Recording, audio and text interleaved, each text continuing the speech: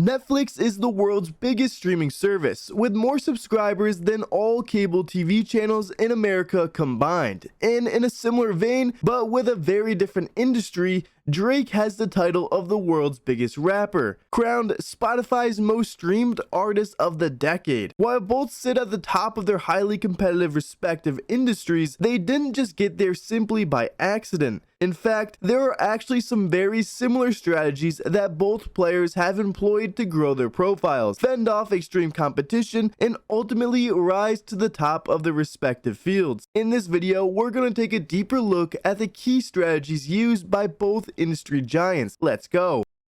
First off, internationalization.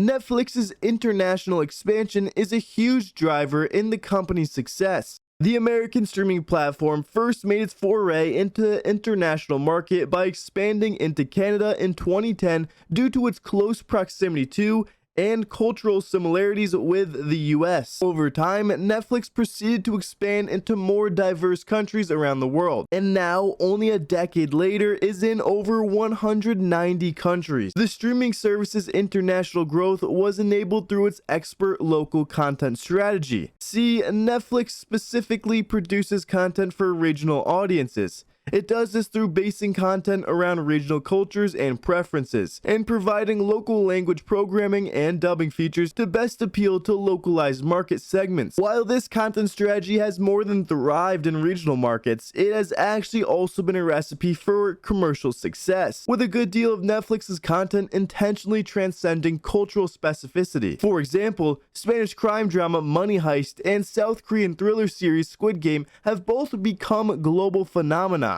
and record-breaking hits in their own right.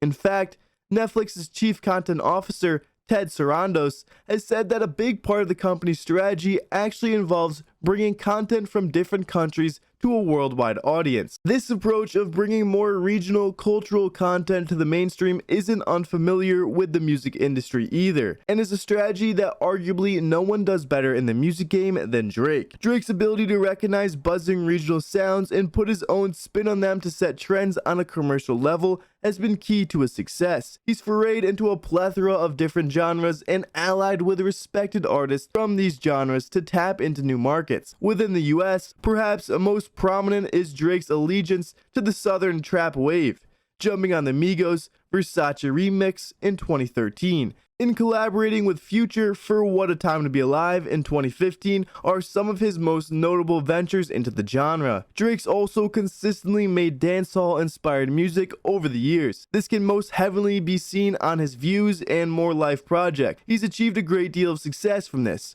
most notably with the record-breaking #1 hit single One Dance featuring Wizkid and Kyla. Another key example is Drake's love for UK music and its artists. The Canadian rapper remixed Dave's Wanna Know in 2016, featured UK legends Giggs and Skepta on More Life in 2017, and more recently has jumped on UK drill beats on Solo Track War in 2019, and Only You Freestyle with Heady One in 2020. From leaning into buzzing regional sounds and making important allegiances with respected artists from these genres, Drake's been able to continuously remain trendy and expand into new markets globally. Going even further, Drake has also been seen to go out of his way to make positive moves that directly benefit the culture that he's aligned himself with. This can be best exemplified in Drake's relationship with the UK music scene. For example, back in summer 2018, the world's biggest rapper gave British online platform Link Up TV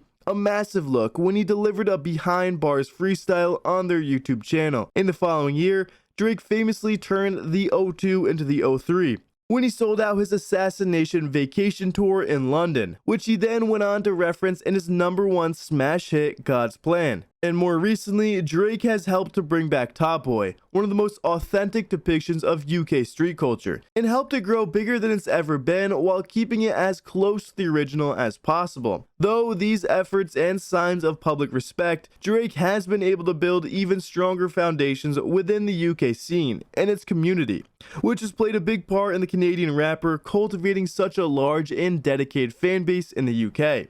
Although Drake's been accused of being a culture vulture, the benefits of the rapper's cultural collaborations, while sometimes disproportionate, are almost always mutual. He's been able to leverage his connection with these cultures to achieve a great deal of commercial success and grow his fan base in new regions, while helping to expose them to a wider audience in the process. Herein, the approach to international growth employed by Drake is not dissimilar to the approach that we've seen from streaming powerhouse Netflix.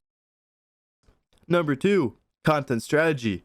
Another key factor in Netflix's success lies in its well-crafted content strategy. The streaming powerhouse has shifted its approach from licensing other studios' content towards producing its own, which it invests billions into every year. Now they prioritize creating a high volume of quality original content, which they've developed a real competence in. While Netflix's local content strategy has been very successful for international growth, as we looked at before, the company's main strategy remains in producing Hollywood content that the whole world wants to see. Herein, they've produced countless originals that have become very popular and commercially successful. For example, The Tinder Swindler and Inventing Anna spring to mind for this year, and continuously creating quality content with mass appeal, and that can't be found anywhere else. Netflix have sustained their position at the top of the industry, despite increasing competition.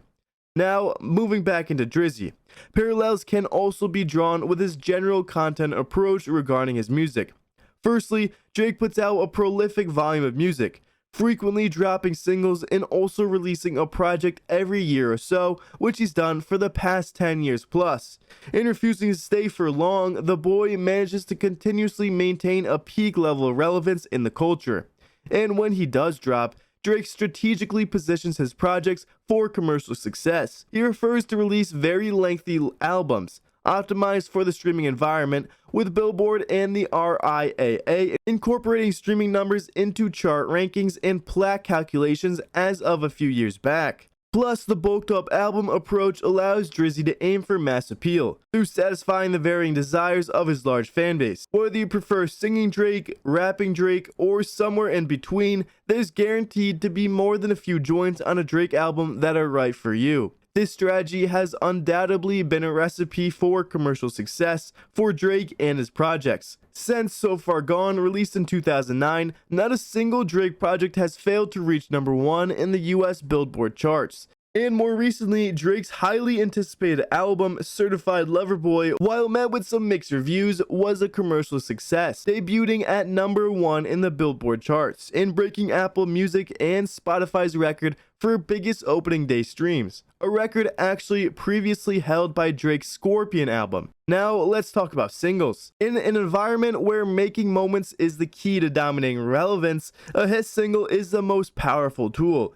And there's not many that get this better than Drake, who has largely centered his career around hit singles. Drake's undeniable talent for making catchy, wild appealing anthems, paired with his understanding of commercial trends and viral marketing, has enabled the rapper to keep his presence ambiguous through constantly making smash hits, ranging from Hotline Bling to In My Feelings to Way Too Sexy. His singles have played the most significant role in helping Drake to dominate music over his 10-year plus career, and making the king of streaming. Impressively, Drizzy has the most entries on the Hot 100 chart ever, with 237 in total, including a remarkable 9 number 1 songs throughout his career. Clearly, Drake's formula is working. In summary, a lot of parallels can be drawn in the growth strategies adopted by Drake and Netflix, such as international expansion and leveraging cultural trends, as well as a focus on consistently creating content geared for commercial success. Drake strategically approaching his career like that of a Fortune 500 company is largely responsible for the rapper growing to become so successful and maintaining his position at the top of the game over so many years. Anyways, that's it for this one. Please leave a like if you enjoyed, and be sure to subscribe to our brand new channel for more videos. Peace.